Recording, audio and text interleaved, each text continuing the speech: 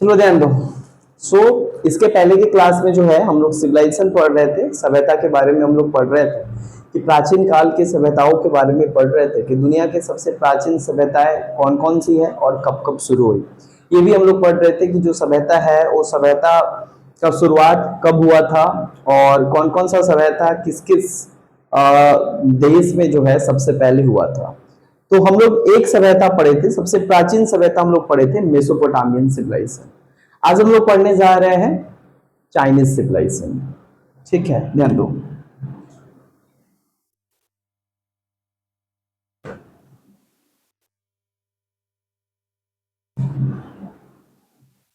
आज हम लोग बात करेंगे चाइनीज सिविलाइजेशन। अब देखो, चाइनीज सिविलाइजेशन के बारे में अगर हम लोग बात करें तो चाइना का सिविलाइजेशन भी दुनिया का सबसे प्राचीन सिविलाइजेशन में से एक है। जैसे दुनिया का सबसे प्राचीन सिविलाइजेशन अगर कोई तुमसे पूछे तो वो सिविलाइजेशन क्या है? दुनिया का सबसे प्राचीन समाज, दुनिया में सबसे पहले मानव बस्ती सबसे पहले कहाँ पे स्थापित हुआ था, अगर ये कोई कुछ पूछे तो इसका आंसर होगा Mesopotamian civilization. One of the oldest civilization of the world was Mesopotamian civilization. But Mesopotamian civilization के बाद दूसरा जो सबसे प्राचीन सभ्यता था, दूसरा जो सबसे पुराना सभ्यता था, उस सभ्यता को हम लोग कहा जाता है चाइनीज सिविलाइजेशन। चाइनीज सिविलाइजेशन माना जाता है कि चाइनीज सिविलाइजेशन का भी जो शुरुआत होता है वो माना जाता है कि 4000 बीसी के आसपास हुआ है। माना जाता है कि आज से 6000 वर्ष पहले जो है चाइनीज सिविलाइजेशन का शुरुआत होता है। यानी चाइना में जो समाज देख रहे हो, चाइना में जो सभ्यता देख रहे हो, चाइना जो देश देख रहे हो, इस देश में जो है दुनिया का दूसरा सबसे पुराना मानव बस्ती बसना शुरू हुआ। और ये बसना जो शुरू हुआ और उससे पूरा का पूरा सभ्यता का शुरुआत होता है, ये माना जाता है 4000 बीसी। यानी माना जाता है कि 4000 बीसी के आसपास क्या होता है कि चाइना में सबसे पहले क्या होता है, लोग इकट्ठा होना स्टार्ट किए और मिलजुल के रहना स्टार्ट किए, एक साथ रहना स्टार्ट किए और एक सभ्यता का वहां पे क्या होता है, आगमन होता है। एक सभ्यता का वहां पे क्या होता है, शुरुआत होता है। और इस शुरुआत माना जाता है कि 4000 बीसी यानी 4000 ईसा पूर्व के आसपास ये सभ्यता का क्या होता है, आगमन होता है, ये सभ्यता का बिगिनिंग होता है। और इस सभ्यता को कहा जाता है सेकेंड ओल्डेस्ट एंशिएंट सिविलाइजेशन, यानी दुनिया का दूसरा सबसे प्राचीन सभ्यताओं के नाम में इसको जाना जाता है। यानी दुनिया का सबसे प्राचीन सभ्यता में दूसरा सबसे दुनिया का पुराना अगर कोई सभ्यता है तो सभ्यता का नाम क्या है, चाइनीज सिविलाइजेशन। और चाइनीज सिविलाइजेशन का ना सबसे खास बात पता है क्या है? Chinese civilization is famous for advance culture. Chinese civilization is famous for their art and architecture. Chinese civilization is famous for lots of new invention. इस civilization में बहुत सारा नया नया चीज का खोज हुआ जो उस समय दुनिया में ये सब कुछ खोज नहीं हुआ था। ये सभ्यता अपने आप में एक बहुत बड़ा मिसाल है। ये सभ्यता और इस सभ्यता के जो लोग थे बहुत तेज तर्क थे। बहुत नया नया चीजों की क्या होता है, डिस्कवरी होता है। इस सभ्यता के लोगों का जो थिंकिंग था, जो विचार था, जो फिलॉसफी था, वो भी ग्रेट फिलॉसफी था। ये सभ्यता जाना जाता है अपने कल्चर के लिए, ये सभ्यता जाना जाता है अपने ट्रेड के लिए, सभ्यता जाना जाता है अपने अस्तित्व के लिए, अपने आइडेंटिटी के लिए, बहुत सारी चीजों के लिए जाना जाता है। इस सभ्यता का भी शुरुआत जो है एक नदी को केंद्र करके हुआ था। दुनिया में 4 सबसे प्राचीन सभ्यता हुआ है, 4 सबसे पुराना सभ्यता हुआ और चारों सभ्यता का जो शुरुआत होता है वो किसी ना किसी नदी को केंद्र करके हुआ है। यानी ये जो सभ्यता जो विकसित होता है, ये सभ्यता किसी ना किसी नदी को केंद्र करके ही क्या हो रहा है, ये शुरू हुआ है। जैसे चाइनीज सिविलाइजेशन के बारे में बताया जाए तो चाइनीज सिविलाइजेशन जो है वो शुरू होता है एक नदी को केंद्र करके, जिसको हुआंग हो कहा जाता है। इस हुआंग हो को जो है इंग्लिश में कहा जाता है येलो रिवर। यानी चाइना में एक नदी बहती है, इस नदी को कहा जाता है हुआंग हो रिवर। और ये हुआंग हो रिवर के आसपास ही सबसे पहले लोग क्या करने लगे, बसना स्टार्ट किए और धीरे धीरे देखते बसते बहुत बड़ा सभ्यता का रूप जो है ले लेता है। यानी सबसे पहले मानव जो है इसी नदी के आसपास बसना स्टार्ट किए, क्योंकि ये पानी का सबसे बड़ा सोर्स था। और पानी जो है बहुत इंपॉर्टेंट होता है। पानी एक सभ्यता का शुरुआत करता है, पानी लोगों के जीवन के लिए जरूरत है, पानी जो है खेती के लिए आवश्यक आवश्यक है, पानी यातायात के लिए आवश्यक है, पानी किसी भी सिविलाइजेशन को स्टेबल रखने में सबसे इंपॉर्टेंट रोल निभाता है। पानी बहुत जरूरी है। नहीं, पानी एक ऐसा चीज है कि मतलब क्या बोलोगे, बाकी दुनिया के बाकी सारा चीज एक जगह और एक तरफ पानी। और चाइनीज सिविलाइजेशन और चाइना जैसा सिविलाइजेशन का भी शुरुआत जो है एक नदी को केंद्र करके हुआ, जिस नदी को कहा गया वांग हो रिवर। वांग हो रिवर जिसको इंग्लिश में कहा जाता है येलो रिवर। तो येलो रिवर को ही केंद्र करके क्या होता है, चाइना सभ्यता और चाइना के लोग जो है एक नया सभ्यता का क्या करते हैं, शुरुआत करते हैं। वहीं पे देखा जाए तो चाइना सभ्यता का शुरुआत तो होता है, लेकिन चाइना सभ्यता अपने जाना जाता है, चाइना सभ्यता बहुत सारी खूबियों के लिए जाना जाता है। चाइनीज सभ्यता सबसे पहले जाना जाता है एग्रीकल्चर के लिए। अगर चाइनीज सभ्यता का बात किया जाए तो चाइना का जो सभ्यता है वो सबसे पहले जाना जाता है, Chinese civilization is famous for agriculture in the world.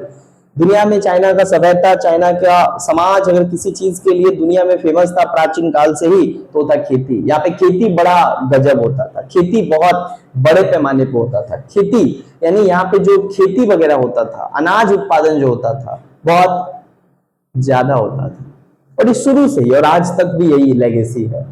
ये जो प्राचीन काल में भी क्या था, चाइना के जो लोग थे वो सबसे ज्यादा क्या करते थे, अनाज उत्पादन करते थे। और आज भी चाइना दुनिया का सबसे ज्यादा अनाज उत्पादन करता है। एग्रीकल्चर के बारे में बताया जाए तो हर खेती होता था, राइस होता था, व्हीट होता था, मिलेट होता था। ये तमाम तरीके का खेती जो है इस चाइनीज सिविलाइजेशन में हुआ करता था। यानी चाइना के जो लोग थे, चाइना सभ्यता के जो लोग थे, वे लोग क्या करते थे, खेती करना जानते थे। वो लोग हर तरीके का खेती करना जानते थे।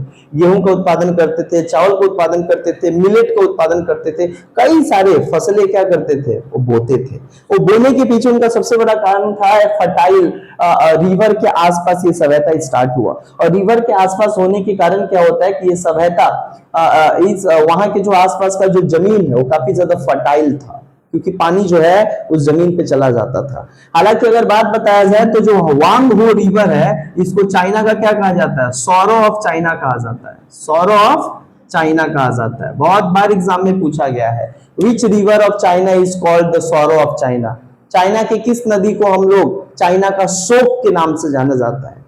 चाइना का शोक का मतलब क्या होता है, चाइना के लिए बहुत ही ज्यादा क्या है, डिवास्टेटेड होता है। चाइना के लिए बहुत बड़ा क्या होता है, दुख का सिंबल है। तो दुख का सिंबल एक ही नदी है और उस नदी को हम लोग क्या कहते हैं, वांग हो रिवर। क्यों ये दुख का है, क्योंकि इस नदी में जब क्या होता है, बाढ़ आता है, अक्सर बाढ़ हो आया करता है इस नदी में। और इस नदी के बाढ़ से जो है चाइना की सभ्यता के जो लोग थे, चाइना सभ्यता का जो आसपास का जो जमीन था, जो घर था, जो सब कुछ क्या होता था, जब इस नदी में बाढ़ आता था तो नदी का बाढ़ का पानी जो है तटीय इलाका में क्या होता था, चला जाता था, जिससे पूरा इलाका डूब जाता था, जिससे लोग मारे जाते थे, जिससे उनका घर, उनका बनाया हुआ सब कुछ नष्ट हो जाता था। उनका जो खेती करने वाला जो लैंड था वो भी क्या होता है, नष्ट हो जाता था। तो इसलिए वहां के लिए ये जो नदी है वो श्राप के रूप में साबित हुआ है, एक कर्ज के रूप में साबित हुआ है, एक पाप का भागीदारी है। ये जब जब इसमें नदी में बाढ़ आता है तब तब चाइना के लोगों को बड़ा दिक्कत होता है। चाइना के लोगों का जमीन नष्ट हो जाता है, चाइना के लोगों का फसल बर्बाद हो जाता है, चाइना के लोगों का घर बर्बाद हो जाता है, चाइना के लोग मारे जाते हैं। इसके लिए बड़ा सिविलाइजेशन, जैसे हमारे देश में अगर देखा जाए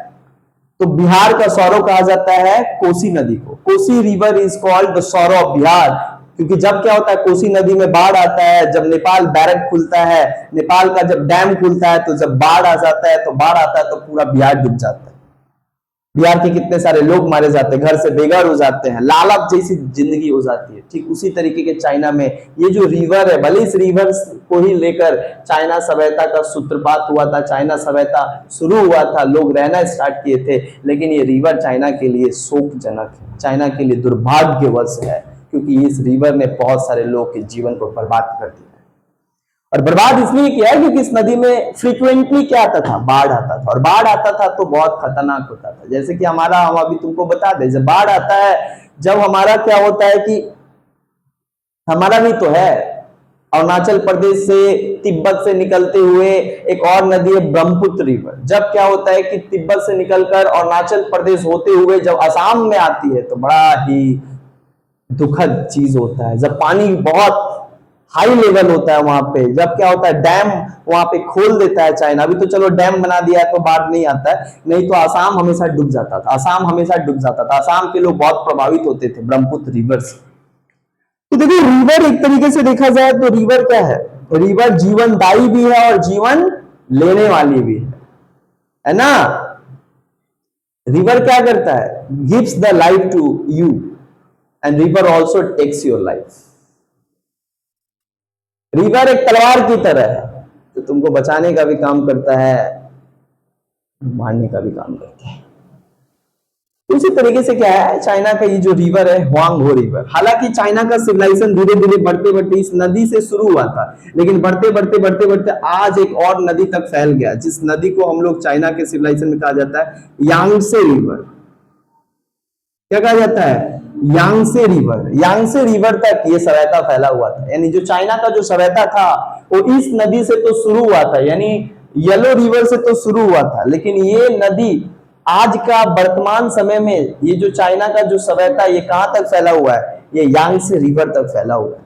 यानी येलो रिवर से क्या होता है, चाइनीज सिविलाइजेशन शुरू होता है, लेकिन धीरे धीरे धीरे धीरे फैलते फैलते फैलते फैलते आबादी जैसे बढ़ते रहता है, बढ़ते बढ़ते बढ़ते बढ़ते बढ़ते बढ़ते यांगसे रिवर तक क्या होता है, फैल जाता है। और यांगसे रिवर जो है चाइना के लिए एक सबसे क्या बोलेंगे जीवनदायी है ना, लाइफ लाइन के रूप में क्या होता है, लाइफ लाइन रिवर होता है, क्योंकि ये रिवर के आसपास का जो जमीन है काफी ज्यादा फर्टाइल जमीन है। क्या है, काफी ज्यादा फर्टाइल सॉइल है। फर्टाइल सॉइल का मतलब होता है उर्वरक शक्ति वाला जमीन, एक ऐसा जमीन जो काफी ज्यादा क्या है, प्रोडक्टिविटी देता है, एक ऐसा जमीन जो बहुत ही ज्यादा क्या है, उर्वरक शक्ति है, एक ऐसा जमीन जो जमीन जो है काफी ज्यादा क्या है, वो भूमि उपजाऊ योग्य है, यानी कुछ उत्पादन करने योग्य है, और यहाँ पे सबसे ज्यादा खेती होता है। यही कारण है कि चाइना दुनिया का सबसे बड़ा एग्रीकल्चरल एक्सपोर्टिंग कंट्री है। सबसे ज्यादा क्या करता है, एग्रीकल्चरल उत्पादन करता है। लार्जेस्ट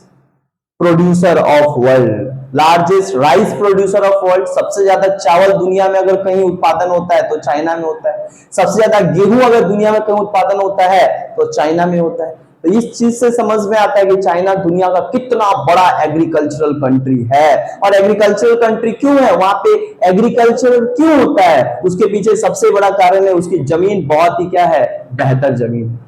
उसकी जो जमीन है काफी उर्वरक शक्ति जमीन है, जिस सोना वाला जमीन है, जहां बो दो वहां पे हो जाता है। और उसका होने के पीछे कारण है उसके पास बहुत सारे रिवर है, और रिवर जो है वो उस आसपास के जमीन, जिस जहां से रिवर गुजरती है वहां के आसपास के जमीन को क्या करती है, वो फर्टाइल रखती है, उसकी उर्वरक शक्ति को बरकरार रखती है। यही कारण है कि वहां पे सबसे ज्यादा खेती वगैरह बेहतर होता है। तो एक चीज जिसके लिए चाइना हमेशा के लिए जाना जाता है वो है एग्रीकल्चर। खेती बड़ा अच्छा होता था यहाँ, और खेती अच्छा होने के कारण था रिवर। उसके अलावा देखा जाए तो चाइना जाना चाहता था किस चीज के लिए, चाइना जाना चाहता था अपने कल्चर के लिए, अपने जाना चाहता है एडवांस कल्चर के लिए। कल्चर मतलब क्या होता है, संस्कृति। चाइना का अपना एक कल्चर था, चाइना का अपना एक शिष्टाचार था, अपना एक ट्रेडिशन था, अपना एक परंपरा था। उस परंपरा को जो है उन लोगों ने संभाल के रखा था। चाइनीज सिविलाइजेशन, चाइनीज पीपल, वहां का सभ्यता, वहां का अपनी भाषा, वहां का अपनी संस्कृति। चाइना के लोग जो थे वो भी मल्टीपल गॉड में विश्वास करते थे, नेचुरल वर्शिपर थे। वो लोग भी प्रकृति का क्या करते थे, पूजा पाठ करते थे। चाइना को अगर तुम देखा भी जाए ना तो चाइना का बहुत बड़ा हिस्सा जो है फर्टाइल लैंड है, बहुत ज्यादा बड़ा हिस्सा जो है मैदानी भाग है। कल्चर के लिए जो है यहाँ पे जाना जाता है। और कल्चर जो है इस देश में शुरू करने वाला व्यक्ति का नाम था कन्फ्यूशियस। चाइना का एक सबसे बड़ा ग्रेट टीचर, क्या कहा जाता है, ग्रेट टीचर आता है। Who is the great teacher of China? तो चाइना का एक सबसे महान टीचर था, एक महान शिक्षक था, एक महान फिलोसफर था, जिसने चाइना के लोगों को क्या सिखाया, शिष्टाचार सिखाया, जिसने चाइना के लोगों को मोरालिटी का ज्ञान दिया, जिसने चाइना के लोगों को एथिक्स सिखाया, जिसने चाइना के लोगों को जीवन जीना सिखाया, जिसने चाइना के लोगों को सोचने, जिसने चाइना के लोगों को शिक्षा का वैल्यू बताया, शिक्षा से जो है उनको क्या किया, अवगत करवाया। वो व्यक्ति का नाम था Confucius. Confucius was the great teacher of the China. China का सबसे बड़ा टीचर अगर कोई आज तक हुआ है तो वो है कौन, Confucius. Confucius was a great teacher, he was a great thinker, एक बहुत बड़ा विचारक था। हमारे देश में जो गौतम बुद्ध ने काम किया, जो महावीरा ने काम किया, वही काम चाइना में किया कौन, कन्फ्यूशियस। समझ में आ रहा है? तो कन्फ्यूशियस जो है उन्होंने बहुत कुछ बताया। सबसे पहले तो उन्होंने शिक्षा के बारे में बताया कि शिक्षा कितना जरूरी है। उसके बाद उन्होंने बताया respect to the elders, respect to elders, हमेशा अपने बड़ों का क्या करना, इज्जत करो, respect to the elders. Even ये बताया मोरल, मोरल वैल्यू सिखाया लोगों को कि देखो भैया मोरालिटी बहुत इंपॉर्टेंट है, मोरालिटी से बढ़ के कोई चीज नहीं होता है ना। मानवीय मूल्य लोगों को सबसे पहले सिखाया, बेसिक अंडरस्टैंडिंग सिखाया, ये सब कुछ किया भाई। मॉरल वैल्यू सिखाया, एजुकेशन के बारे में बताया, रिस्पेक्ट टू एल्डर्स बताया, गुड गवर्नेंस का बात किया। क्या बात किया, गुड गवर्नेंस। गुड गवर्नेंस मतलब सही तरीके से कैसे देश चलाया जाता है, एथिकल तरीके से कैसे देश चलाया जाता है, राजा का क्या ड्यूटी होता है, प्रजा का क्या ड्यूटी होता है, आम लोगों का क्या ड्यूटी होता है, ये सब कुछ उसने क्या किया, सबसे पहले सिखाया। तो अपने कल्चर के लिए जाना जाता है, अपना एक यूनिक कल्चर के लिए जाना जाता है चाइना। चाइना के लोग अपने संस्कृति के ऊपर बहुत ज्यादा गर्व करते थे और संस्कृति को बहुत ही मानते थे, विश्वास करते थे, बिलीव करते थे, बड़े लोगों को बड़ा इज्जत करते थे, ज्ञान के बहुत ही भूखे थे, ज्ञान बहुत प्राप्त करते थे। इसीलिए इस कल्चर को कहा जाता है, और इस कन्फ्यूशियस के द्वारा दिया गया जितने भी टीचिंग है इसको कहा जाता है Confucianism. Confucianism, the doctrine of Confucius is called Confucianism. इसके अलावा देखा जाए तो चाइना जाना जाता है इन्वेंशन के लिए। किसके लिए जाना जाता है, इन्वेंशन के लिए। बहुत सारा चाइना के लोग जो है बहुत सारे इन्वेंशन किए, बहुत सारे इन्वेंशन किए मतलब बहुत सारी खोज किए, बहुत सारे नए नए डिस्कवरी भी उन्होंने किया। चाइना का जो सिविलाइजेशन है वो जाना जाता है, ये पहला सिविलाइजेशन है जिसने सबसे पहले पेपर का खोज किया। ये पहला सिविलाइजेशन है जिसने सबसे पहले पेपर का खोज किया। यही वो सिविलाइजेशन है और यही वो लोग हैं जिन्होंने सबसे पहले कंपास का खोज किया, है ना। यही लोग हैं जिन्होंने सबसे पहले क्या किया, कंपास का खोज किया। यही वो लोग हैं जिन्होंने सबसे पहले गन पाउडर का खोज किया। गन पाउडर मतलब बारूद। चाइना का सभ्यता जो है बहुत सारी चीजों के लिए जाना जाता है, पेपर के लिए जाना जाता है, कंपास के लिए जाना जाता है, गन पाउडर के लिए जाना जाता है। गन पाउडर मतलब बारूद, पेपर, कंपास का मतलब होता है वो डायरेक्शन बताने वाला, समुद्री डायरेक्शन बताने वाला, है ना। पेपर, पेपर का खोज किया है लोग, है ना। ये तमाम चीज दुनिया को अगर मिला है तो कहां से मिला है, चाइना के लोग और चाइना के सभ्यता से मिला है। ये चाइना का सबसे बड़ा क्या है दुनिया में, ये है। तो ये तो एक इन्वेंशन के लिए जाना जाता है। उसके बाद चाइना को देखा जाए तो चाइना में एक डायनेस्टी का रूल रहा है, यानी पॉलिटिकल लाइफ देखा जाए तो यहाँ पे बहुत सारे डायनेस्टियों का क्या था, शासन था। पहला डायनेस्टी था जिसका नाम था सिंग डायनेस्टी। पहला डायनेस्टी कौन था, सबसे पहला डायनेस्टी, कई बार एग्जाम में आता है। चाइना का सबसे पहला डायनेस्टी क्या था, सिंग डायनेस्टी था, है ना। XIA, इसको सिंग डायनेस्टी पढ़ा जाता है। क्या पढ़ा जाता है, सिंग डायनेस्टी पढ़ा जाता है। स्पेलिंग में से मैच नहीं करेगा, स्पेलिंग पे मत जाओ, इमोशन पे जाओ। सिंग डायनेस्टी कहा जाता है। उसके बाद आता है सांग डायनेस्टी, और एक कौन सा डायनेस्टी आता है, सांग डायनेस्टी आता है। उसके बाद एक तो आता है मिंग डायनेस्टी, उसके बाद आता है किंग डायनेस्टी। बहुत सारा ऐसे ऐसे करके क्या होता है, डायनेस्टी चाइना में आता है। चाइना का ऐसा ही भाषा है ना। चाइना का ठीक इसी तरीके का क्या है, भाषा ही है ना। तो ये सारा कुछ क्या है, कुछ प्राचीन डायनेस्टी है जो चाइना के ऊपर क्या किया, रूल किया। अब थोड़ा हम लोग बात कर लेते हैं थोड़ा चाइनीज सिविलाइजेशन के ऊपर। है ना। अब हम लोग थोड़ा बात कर लेते हैं चाइनीज सिविलाइजेशन के ऊपर। तो देखो चाइना का सिविलाइजेशन जो है ना काफी डेवलप्ड सिविलाइजेशन था। चाइना का सिविलाइजेशन के बारे में बताया जाए तो चाइना जो सिविलाइजेशन था ना वो एग्रीकल्चर के लिए मेनली क्या था, दुनिया में फेमस था। अच्छा, चाइना के लोगों का जो कांटेक्ट था उस समय उनके वो बहुत सारे देशों के साथ चाइनीज सिविलाइजेशन के जो लोग थे वो चाइना सिविलाइजेशन का बहुत सारे दूसरे देशों के साथ क्या था, लिंक था। There is a connection of Chinese civilization with Mesopotamian civilization. Mesopotamian civilization से ये लोग क्या करते थे, व्यापार करते थे। There is a interconnection with Chinese civilization with Indus valley civilization. Indus valley civilization के लोगों से भी क्या होता था, चाइना सिविलाइजेशन के लोग इंडस यानी इंडिया के लोगों से क्या करते थे, एक तरीके का ट्रेड व्यापार व्यवसाय करते थे। चाइनीज सिविलाइजेशन का जो है इजिप्ट सिविलाइजेशन के साथ भी क्या मिला, एक लिंक पाया गया। यानी ये बताता है कि चाइना सिविलाइजेशन कितना डेवलप था कि उस टाइम पे वो दुनिया के और जो प्राचीन सभ्यता था उन प्राचीन सभ्यताओं के साथ एक क्या करते थे, मेल जोल रखते थे, एक तरीके का रिश्ता रखते थे, एक तरीके का संबंध रखते थे, जहां पे व्यापार व्यवसाय वाणिज्य वगैरह जो है ये किया करते थे, है ना। चाइना सिविलाइजेशन जो एक और चीज के लिए जाना जाता है, इस सिविलाइजेशन एक सबसे ज्यादा चीज के लिए जाना था, ग्रेट वॉल। चाइना का एक शासक था जिसने सबसे पहले क्या बनाया, ग्रेट वॉल बनाया। एक बहुत लंबी दीवार ताना, एक इतना लंबा दीवार बनाया। वो बनाने का उसके एक ही पीछे कारण था कि जो उस समय जो विदेशी आक्रमण हो रहे थे, है ना, तो ये चाहता था और यहाँ का शासक चाहता था कि हम अपने सिविलाइजेशन और अपने अंपायर को क्या करें, सेव करें विदेशी आक्रमण से। तो उसने क्या किया, एक बहुत बड़ा दीवार बनाया और ये दीवार आज भी है। यही कारण है कि इसको यूनेस्को जो है एक अजूबा के रूप में शामिल कर दिया। हमारे देश से ताजमहल को अजूबा के रूप में माना गया और उसके देश से माना गया ग्रेट वॉल, जो उस सिविलाइजेशन का एक सिंबल है। यानी चाइनीज सिविलाइजेशन का आज भी, चाइनीज सिविलाइजेशन के समय में जो दीवारें उस समय के शासक के द्वारा बनाया गया था चाइना को बचाने के लिए दूसरे विदेशी आक्रमण से, वो आज भी चाइना में है।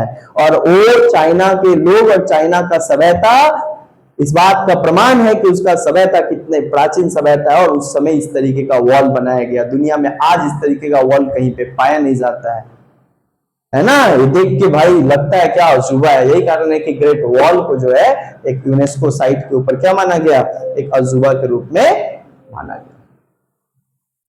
अंडरस्टैंड। तो ये तमाम क्या था, ये चाइनीज सिविलाइजेशन था, है ना। बाद के समय में देखा गया तो भारत से जो बौद्ध धर्म निकला वो बौद्ध धर्म जो है चाइना में गया और जाकर चाइना में जो है बहुत सारा क्या किया गया, चाइना में भी बौद्ध धर्म फैलने लगा।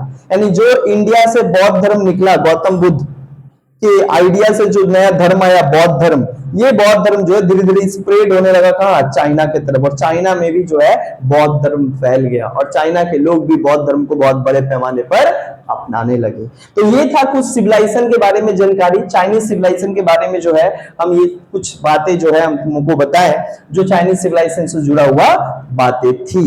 समझ में आया, है ना।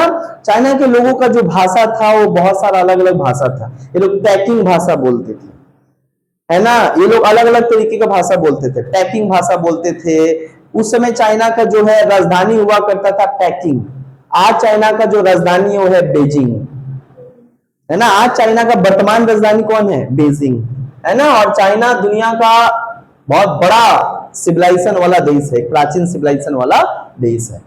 तो यहाँ पे हम लोग जाने चाइनीज सिविलाइजेशन के बारे में कि चाइनीज सिविलाइजेशन क्या है, कब स्टार्ट हुआ, चाइनीज सिविलाइजेशन की कुछ खास बातें क्या है ना। ये तमाम बातें जो है हम लोग को पता चला, ठीक है।